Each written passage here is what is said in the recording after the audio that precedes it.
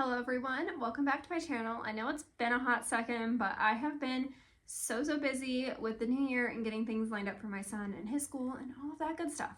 But today we are going to be talking about Metal Slinger, which blew up a little bit just before TikTok went bye-bye for those few hot seconds that it did. First off, I want to say that I rated this about a 4-star. I really like the plot, and there is a lot of potential in this book and this series. However, I kind of felt like things just got handed to her very easily, and we're going to talk about that more here in a second.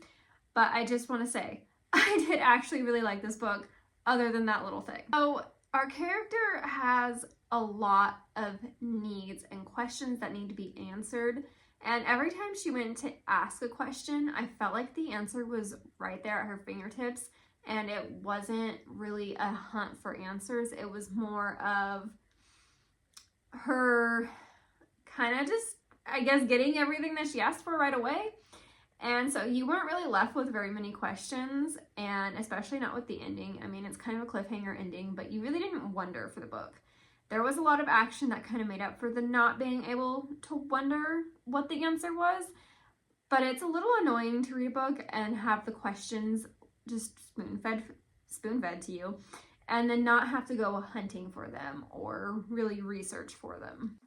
Now, I understand that for this author, that probably made sense and maybe made the book go faster and allowed her to do more in one book.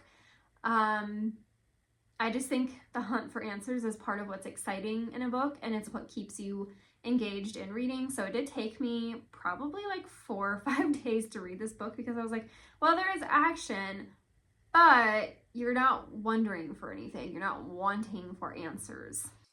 And then the ending with the plot twist was interesting and good, but I do feel like it might have been more entertaining to go through the book knowing what the plot twist was and knowing what the character had intended to actually happen, versus finding it at the end and it throwing you back in time to tell you what the character was actually intending.